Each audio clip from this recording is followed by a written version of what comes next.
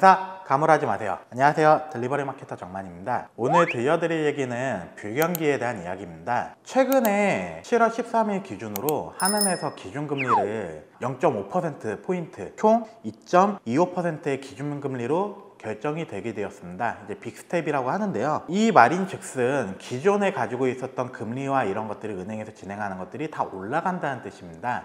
이제 진짜로 1금융권에서도 금리 7%대 시대가 이제 돌입하게 되었습니다. 이뿐만 아니고 지금 달러화도 굉장히 가파르게 금액이 좀 올라가고 있는 상황이고요. 빚이나 뭐 이런 것들이 2021년도에 많이 풀려 있었던 변동성이 계속 돈을 회수하고 있는 이제 그런 상황이다라고 보시면 될 것 같으세요. 코인이나 부동산 이제 연끌을 많이 했었죠. 이제 연끌하신 분들이 이제 금리 인상으로 인해서 이 돈을 이제 갚아야 되는 상황이 온 겁니다. 당연히 돈을 벌던 거는 똑같은데 갚아야 될 돈이 올라간다는 뜻은 쓸 돈이 점점 없어진다는 뜻과 똑같은 얘기입니다. 혹자는 이제 우스갯소리로 가즈아가 갑자로 바뀐다고 합니다. 이런 것처럼 지금 쓸 돈이 점점 없어지는 이제 그런 상황으로 지금 돌입되고 있습니다. 그러면 배달업에서는 이제 이렇게 돈이 줄어들고 불경기로 진입하고 사람들이 지갑을 좀 닫는 이제 이런 상황에서 배달업은 그럼 어떨까요? 기본적으로 지금 시장에서 사실 배달업에 대한 시선이 그렇게 좋지는 않습니다. 기본적으로 배달비 올라갔고 배달앱 수수료가 많이 올라간 상태고 원부자재 비용들도 사실은 굉장히 많이 올라갔어요. 배달 대행하시는 사장님들도 굉장히 힘드실 거예요. 전체적으로 배달 콜수가 적어졌기 때문에 수입이나 이런 건 당연히 적어지고 기름값은 올라가고 그런 상태에서 매출은 적고 그렇기 때문에 똑같이 힘드신 걸로 알고 있습니다. 그렇기 때문에 서로 많이 예민한 상황이고요. 그러면 소비자들은 어떻게 생각을 할까요? 소비자들도 기본적으로 배달시켜 먹는 게 좋은데 비싸다. 너무 배달비도 많이 올라갔고 그렇기 때문에 비싸다라는 인식이 사실은 굉장히 많이 있는 시장 상황이다 라고 보시면 될 것 같으세요. 고객들도 이 배달을 시켜 먹으면 왜 비싼지 너무 잘 알고 있어요. 당연히 갖다 주기 때문에 인건비가 들어가는 거고 뭐 원부자료 다 올라갔다는 거 다 알고 있고요. 뭐 인건비 올라갔으니까 당연히 식당 운영하는 게 어려우니까 금액이 올라야 되는 건 알고 있는데 살기가 너무 팍팍한 거예요. 그렇기 때문에 민감할 수밖에 없어요. 배달업을 운영하시는 사장님도 민감하고요. 배달 대행해 주시는 라이더분들도 민감하시고 고객들도 민감하고 이 배달비가 사실은 굉장히 어려운 이슈다. 지금 시장 상황은 그런 것 같아요. 최근에 이제 이런 거를 극단적으로 보여주는 이제 사례가 있습니다. 교촌이 배달비를 3,000원에서 4,000원으로 인상을 했습니다. 전격적으로 이제 선두그룹에서 인상을 했는데요. 이 댓글이 심상치가 않아요. 그 댓글 보면은 이제 배달 치킨 3만원 시대에 이제 돌입하는 건가, 배가 불렀다, 이런데 악덕 기업은 시켜 먹지 말자, 치킨을 불매운동을 해가지고 본때를 보여주자, 그런 얘기들이 많이 나오고 있어요. 배달업을 운영하시는 이제 치킨집 사장님들 입장에서는 사실 속상한 이야기죠. 지금 안 오른 게 없습니다. 기름값도 너무 많이 올랐고요. 기본적으로 곡물가 다 올라갔고 뭐 소스값, 밀가루값 뭐 오르지 않은 게 없잖아요. 어쩔 수 없기 때문에 사실은 올린 건데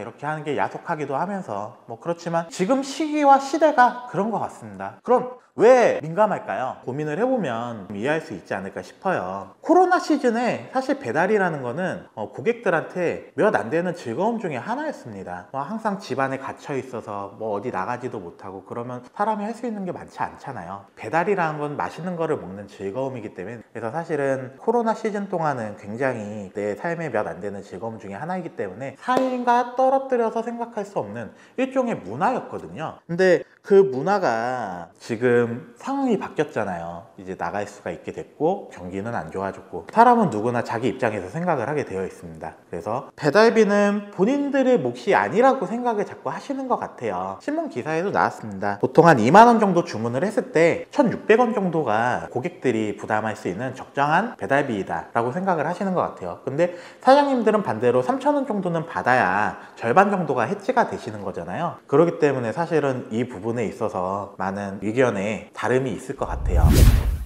그러면은 배달업 사장님들은 어떻게 하셔야 될까요? 기본적인 방향성은 정해져 있는 것 같아요. 경기가 어렵잖아요. 그렇기 때문에 가성비, 그리고 소비자들은 싼 거를 좋아하지는 않습니다. 좋은 거를 합리적인 가격에 먹는 걸 좋아하는 거지 싼 거 좋아하지 않아요. 그렇기 때문에 가심비를 챙길 수 있고 그 상황에서 합리적인 소비를 할 수 있는 이제 그런 방향으로 그런 컨텐츠를 만들어야 되고 메뉴를 만들어야 되고 구성을 만들어야 되실 것 같으세요. 그리고 배달비에 대한 감성이 사실은 굉장히 어려운 부분이 있거든요. 배달비에 대한 심리적인 저항선이 굉장히 큽니다.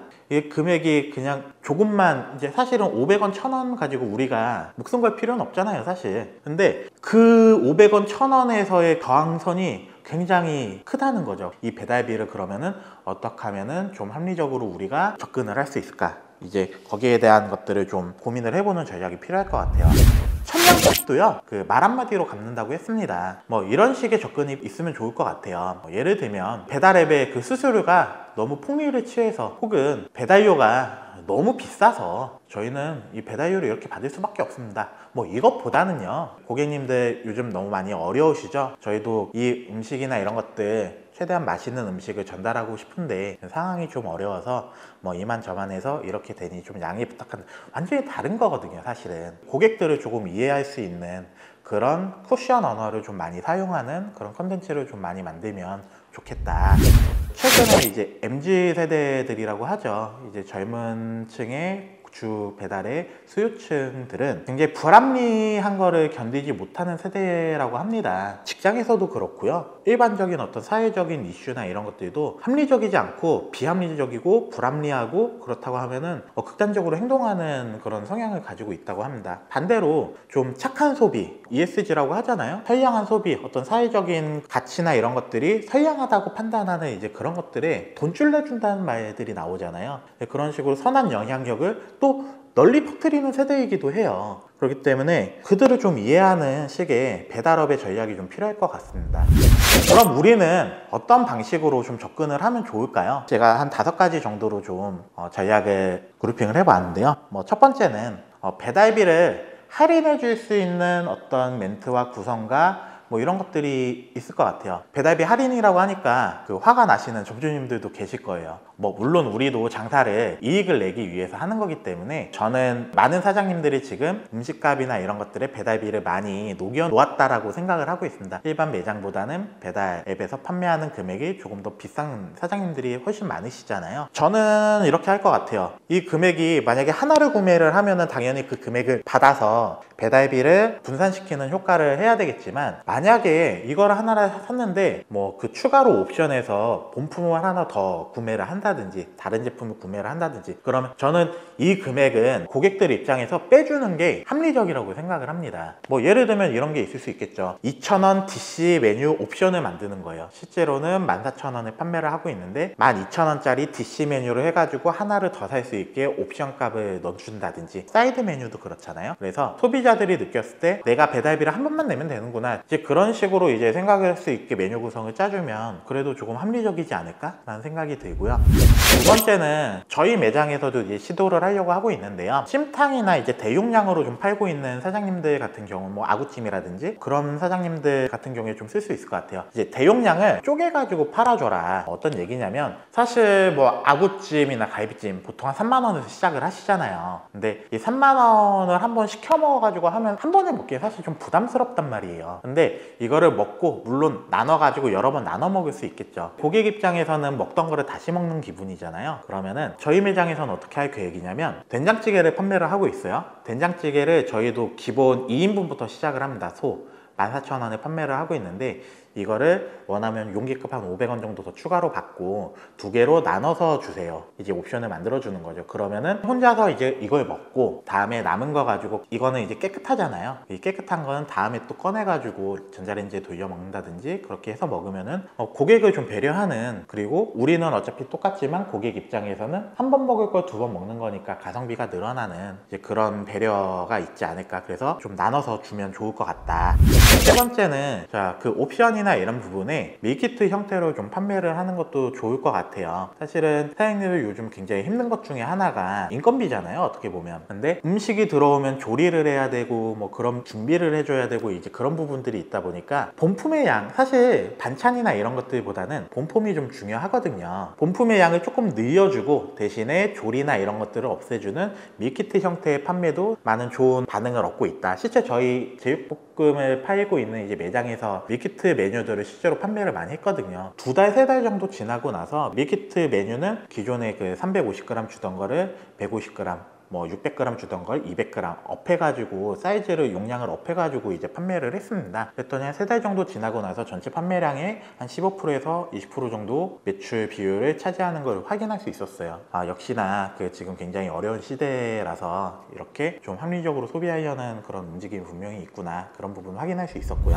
네 번째는 타임할인입니다. 그 사장님들 매장 운영하면서 사실 제일 어려운 부분 중에 하나일 것 같아요. 계속 잘 되는 사장님, 점심에도 잘 되고 저녁에도 잘 되고 비어있는 브레이크 타임에도 잘 되고 새벽에도 잘 되는 사장님 같은 경우는 사실 상관이 없는 이야기예요. 근데 많은 사장님들이 이런 고민이 있으실 거예요. 우리 가게는 점심은 잘 되는데 저녁이 영 되지 않아. 내지는 우리 가게는 점심은 안 되는데 저녁에는 엄청 잘 돼. 근데 그렇다고 점심을 또 영업을 안 할 수는 없어. 혹은 비어있는 시간들, 이런 게 있을 거 아니에요. 그러면 이런 고민을 할 수 있을 것 같아요. 어차피 남는 시간이잖아요. 그 시간 동안에 그 손이 비는 것보다는 고객을 위한 좀 더 가성비 있는 메뉴들, 뭐 예를 들면은 원가율이 조금 올라간더라도 도시락 메뉴를 점심 때 팔 수 있게 뭐 만들어 준다든지, 아니면은 손이 조금 더 가는 아기자기한 반찬 같은 거를 더 끼워서 준다든지. 사실 손이 가는 거지 원가나 이제 돈이 더 들어가는 그런 건 아니거든요. 그러면 비는 시간에 좀 잘 터지는 시간이 있을 거 아니에요. 잘 되는 시간에 이걸 똑같이 판매하면은 이제 매장 동선이나 이런 게 모두 다 꼬여버리기 때문에 점심 한정 판매, 저녁 한정 판매, 아니면은 비타임, 아니면 마감 세일, 이런 식으로 해서 배달업이 좋은 거는 내가 팔고 싶은 시간에 그 메뉴를 그 시간에만 노출을 시킬 수 있다는 부분이에요. 그래서 이 부분을 공지를 하고 하시면은 그 시간에 구매를 하지 않을 고객들도 들어올 수 있지 않을까, 그런 전략을 좀 쓸 수 있을 것 같고요.